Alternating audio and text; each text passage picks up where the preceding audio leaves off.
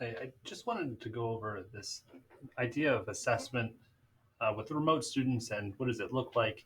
And it comes up quite a bit in math, but I'm sure in other places as well. It's like how do I try and make what I do in my classroom happen remotely? Right? And we have to move beyond that because it can't. There's too many variables. Um, like to get concerned about, well, what if a kid's cheating? It's you can't control those pieces. And I'm going to keep coming back to these learning verbs. When we assess for procedural understanding, all of these pieces can be easily done in like a Google form.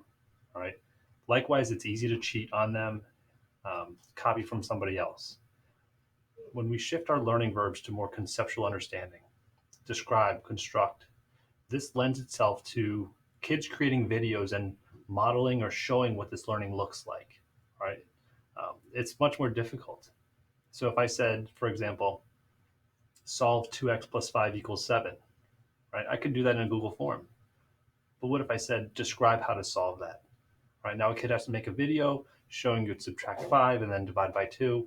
I think we'd start seeing when if kids did this, there'd be a lot more 100s or whatever that means. But kids would actually have to be held responsible for knowing how to do that because they're going to make a video on how to do that. Right? They're not just going to take their 85 and be okay with it. Likewise, define the word peninsula. We'll compare and contrast a peninsula and a cape. So now a kid has to do two drawings and describe the difference between those and the similarities, right? And lastly here, identify the theme of the story, The Little Engine That Could, versus explain how the theme of The Little Engine That Could can relate to somebody today. So once we start shifting these verbs to more conceptual, that's where we're going to see more video being leveraged and we'll get a deeper understanding. And that's how we can assess students.